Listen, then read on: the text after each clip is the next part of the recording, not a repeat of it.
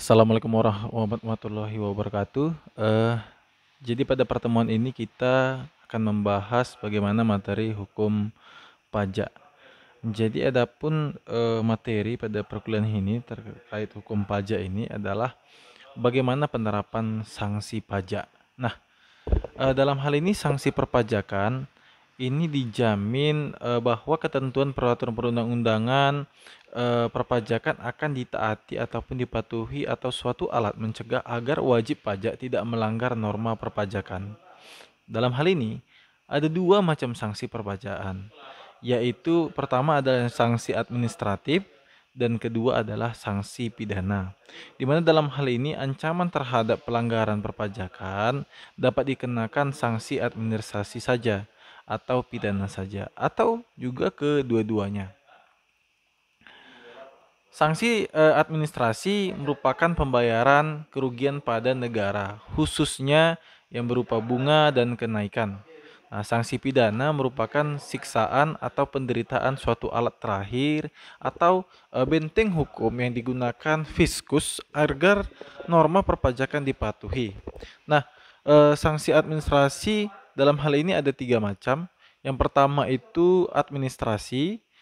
Yang kedua, yang tiga macam. Yang pertama adanya denda, yang kedua adanya bunga, dan ketiga adanya kenaikan.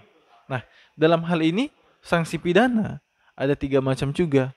Ada dia denda pidana, ada dia kurungan dan penjara.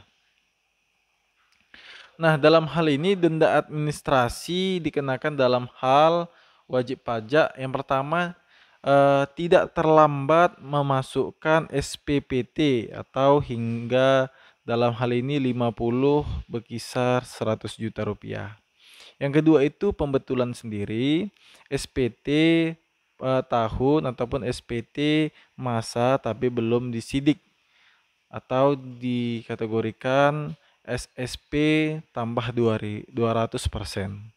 Nah, yang ketiga, khusus PPN tidak melaporkan usaha, tidak mengisi atau buat faktur, melanggar buat faktur, dalam hal ini 2%. Yang keempat adalah khusus PBB, SPT ataupun SK PKB tidak ataupun kurang atau juga terlambat bayar. Dilakukan pemeriksaan pajak kurang bayar, dalam hal ini 2% maksimal 24 bulan.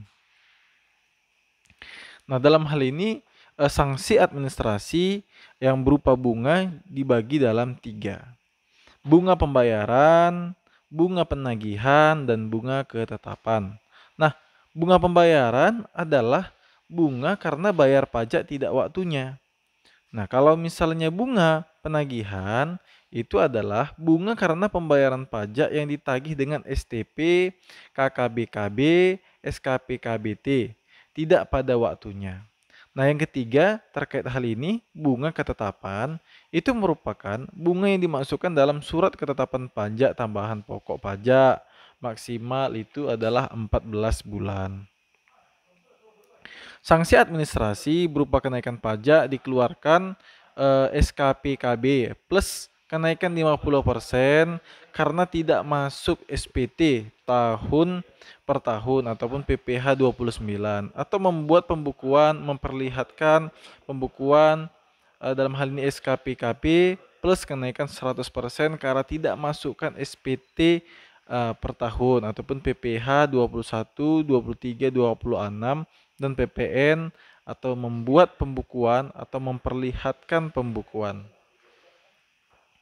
Yang kedua dikeluarkan SKPKBT, maka SKPKBT plus 100%. Nah, khusus PPN, hal ini dikeluarkan SKBKB karena pemeriksaan di mana PKP tidak seharusnya mengkompensasi selisih lebih. Menghitung tarif 0% diberi restitusi pajak, maka SKKB plus 100%. Nah, sanksi pidana ini merupakan denda pidana dikenakan terhadap tindak pidana yang bersifat pelanggaran maupun bersifat kejahatan kepada wajib pajak. pejabat, dan pihak ketiga. Nah, pidana kurungan sendiri dalam hal ini hanya dikenakan pada tindak pidana yang bersifat pelanggaran kepada wajib pajak dan pihak ketiga. Nah, sedangkan pidana penjara dikenakan pada tindak kejahatan kepada wajib pajak dan pejabat. Nah, pidana penjara dan ataupun denda pidana dalam hal ini karena melakukan tindak kejahatan terhadap perpajakan dapat dipadukan apabila melakukan tindak pidana perpajakan sebelum lewat 1 tahun sejak selesainya menjalankan pidana penjara. Nah, penuntutan tindak pidana terhadap pejabat hanya dilakukan apabila ada pengaduan dari orang yang kerahasiaannya dilanggar. Tindak pidana terhadap pejabat merupakan delik aduan. Nah, artinya delik aduan, wajib ada seseorang itu yang melaporkan terkait perbuatan tindak pidana tersebut.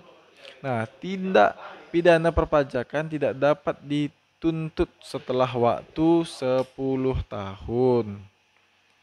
Jadi itu merupakan bagaimana penerapan sanksi perpajakan itu sendiri. Nah, dalam hal ini ketika sanksi ini diberikan kepada si wajib pajak, maka tentunya ada kan yang dilakukan namanya perlawanan terhadap pajak, seperti itu kan. Nah, perlawanan terhadap pajak ini sendiri juga dalam hal ini dalam definisinya itu merupakan tindakan dari wajib pajak untuk tidak memenuhi kewajiban membayar pajak. Nah, perlawanan terhadap pajak dibedakan. Pertama adalah perlawanan pasif. Itu terdiri dari hambatan-hambatan yang mempersukar pengurusan pajak yang erat hubungannya dengan struktur ekonomi suatu negara, dengan perkembangan intelektual dan moral penduduk, dan dengan teknik pemungutan pajak itu sendiri. Nah, perlawanan aktif ini merupakan meliputi semua dan perbuatan yang secara langsung ditunjuk fiskus dan bertujuan menghindari pajak. Nah, adapun cara-caranya sebagai berikut. Pertama adalah penghindaran diri dari pajak. Biasanya dilakukan dengan penahanan diri. Contohnya ya, pajak atas bahan bakar ya. Dihindari orang dengan membiarkan mobilnya di garasi. Menghindari diri dari pajak dapat dilakukan secara yuridis. Berbentuk perbuatan dengan cara sedemikian rupa sehingga perbuatan-perbuatan dilakukan tidak terkena penerapan undang-undang pajak. Biasanya perbuatan tersebut merupakan penggunaan dari kekosongan dan atau ketidakjelasan terkait undang-undang itu sendiri.